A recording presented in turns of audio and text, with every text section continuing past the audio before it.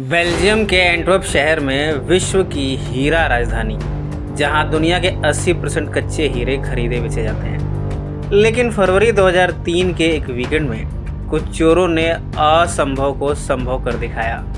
उन्होंने एक अभेद्य तिजोरी को तोड़ा। एक अत्याधुनिक सुरक्षा जो कि 10 लेवल्स की थी, इसको भी चकमा दे दिया और $100 मिलियन से अधिक के हीरे, सोना और गहने लेकर गायब हो गए। ये है एंटवर्प डायमंड हाइस्ट की कहानी, जिसे सदी का चोरी कांड कहा गया। लेकिन उन्होंने ये कैसे किया और वे हीरे अब कहाँ हैं? बने रहिए, क्योंकि ये बुद्धिमत्ता और लालच की कहानी आपको हैरान कर देगी। एंटवर्प बेल्जियम 2003, एक शहर जो हीरो का पर्याय है, जहाँ 1 वर्ग मील में अरबों के डायमंड्स का लेन देन होता है।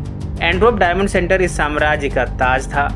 जमीन के 2 मंजिल नीचे एक किला, जिसे एक अभेद्य तिजोरी ने सुरक्षित रखा था।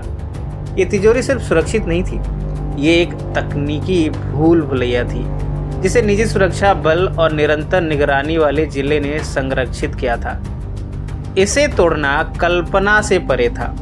मिलिए लियोनार्डो नोटारबार्टोलो से, इटली का एक आकर्षक जौहरी, जिसके पास एक गहरा रहस्य था। 2 साल से अधिक समय तक उसने एक हीरा व्यापारी बनकर मात्र $700 मासिक किराए पर डायमंड सेंटर में एक छोटा कार्यालय लिया। लेकिन लियोनार्डो वहाँ व्यापार के लिए नहीं था, वह तिजोरी का अध्ययन कर रहा था, तिजोरी की दिनचर्या और इसकी कमजोरियाँ। पुलिस को बाद में पता चला कि लियोनार्डो अकेला नहीं था। वह ला स्कूल दी टोरिनो, एक ट्यूरिंग स्कूल, इस नाम के एक रहस्यमय इटालियन चोरों का समूह का नेता था।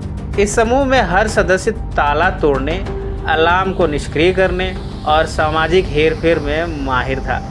लेकिन ये लोग कौन थे और किस चीज़ ने उन्हें इस असंभव कार्य के लिए प्रेरित किया? 15 फरवरी 2003 के वीकेंड के करीब आते ही इतिहास को फिर से लिखने वाली चोरी का मंच तैयार हो चुका था। लेकिन एक सवाल बाकी था, क्या ये वाकई इसे अंजाम दे पाएंगे? 15 फरवरी 2003, जब Antwerp Proximus diamond games tennis tournament की चकाचौंध में डूबा हुआ था, डायमंड डिस्ट्रिक्ट शांत था, चोरी के लिए एकदम ठीक माहौल। आधी रात के बाद लियोनार्डो और उनकी टीम ने हमला बोला। तिजोरी की सुरक्षा को भेदना असंभव था। Infrared detector, seismic sensor, Doppler radar, चुंबकीय क्षेत्र और 100 मिलियन संयोजनों वाला ताला। फिर भी चोरों ने प्रत्येक परत को भयानक सटीकता के साथ ध्वस्त कर दिया। उन्होंने चुंबकीय क्षेत्र को धोखा देने के लिए एल्यूमिनियम, गर्मी सेंसरों को बेअसर करने के लिए हेयर स्प्रे और 160 में से 123 सेफ डिपॉजिट बॉक्स खोलने के लिए एक कस्टम ड्रिल का उपयोग किया। घंटों तक वे चुपके से काम करते रहे, टखनों तक बिखरे उन रत्नों में जिन्हें वे नहीं ले जा सकते थे। सुबह 5:30 बजे तक उन्हें वह मिल चुका था जिसके लिए वे आए थे, $100 मिलियन की लूट। लेकिन जाने से पहले उन्होंने अपने निशान मिटाने के लिए सुरक्षा फुटेज चुरा लिया। उन्होंने यह कर दिखाया, एकदम सही अपराध, या ऐसा ही लगभग उन्होंने सोचा। लेकिन एक लापरवाही भरी गलती सब कुछ उजागर करने वाली थी। और वो क्या थी और किसने उन्हें धोखा दे दिया? जब चोर एंटवर्प से भाग रहे थे, उनकी अपनी ही टीम का एक सदस्य, जिसे केवल स्पीडी के नाम से जाना जाता था, वो डर गया। घबराहट में उसने लियोनार्डो को एक ग्रामीण सड़क पर रुकने के लिए मना लिया। वहाँ स्पीडी ने एक बैग फेंक दिया।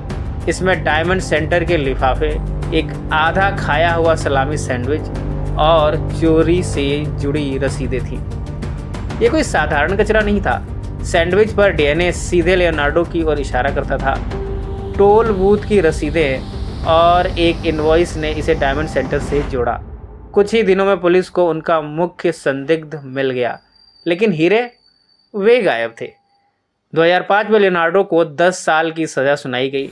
उनके साथियों तावानो, डी ऑनरियो और फिनोटो को 5-5 साल मिले। लेकिन अधिकांश लूट $100 मिलियन से अधिक की आज भी गायब है। तो वे कहाँ गए और क्या इस चोरी में कुछ और भी था? यहाँ कहानी एक नया मोड़ लेती है। लियोनार्डो ने दावा किया कि उसे एक रहस्यमय हीरा व्यापारी ने चोरी के लिए काम पर रखा था। उनके अनुसार असली लूट सिर्फ $20 मिलियन की थी, न कि 100 मिलियन की। उन्होंने एक जटिल बीमा धोखाधड़ी का सुझाव दिया, जिसमें व्यापारियों ने चोरी से पहले अपने रत्न हटा लिए ताकि बीमा का दावा कर सके। लेकिन एक समस्या थी, तिजोरी स्वयं बीमाकृत नहीं थी। इसकी सुरक्षा खामियों ने इसे बीमा के लिए बहुत जोखिम भरा बना दिया था। विशेषज्ञ लियोनार्डो की कहानी को एक बहाना मानते हैं, लेकिन गायब हीरे अटकलों को हवा देते हैं। क्या उसने किसी बड़े रहस्य को छिपाने के लिए सच छिपाया?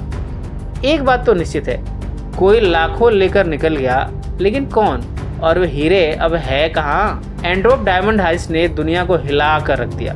इसने पृथ्वी के सबसे सुरक्षित स्थानों की कमजोरियों को उजागर कर दिया। इसने फ्लॉसेस जैसी किताबें और हॉलीवुड फिल्मों को प्रेरित किया, लेकिन असली रहस्य आज भी अनसुलझा है। क्या वे हीरे किसी गुप्त तिजोरी में छिपे हैं, काले बाजार में बिक रहे हैं, या फिर अनट्रेस करने योग्य धन में बदल गए हैं? ट्यूरिन स्कूल ने इतना साहसी अपराध किया जिसे आज भी सुरक्षा विशेषज्ञ अध्ययन करते हैं। लियोनार्डो ने अपनी सजा पूरी की। 2017 में पेरोल तोड़ने के बाद रिहा हुआ, लेकिन उसने कभी पूरा सच नहीं बताया। क्या वह मास्टरमाइंड था या किसी बड़े खेल का मोहरा था?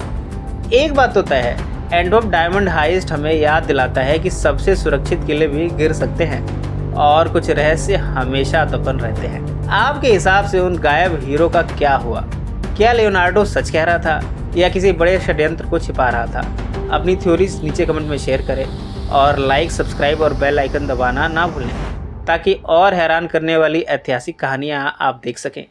अगली बार हम एक और ऐसे रहस्य में गोता लगाएंगे जिसने दुनिया को सदियों से हैरान कर रखा है। इसे मिस ना करें।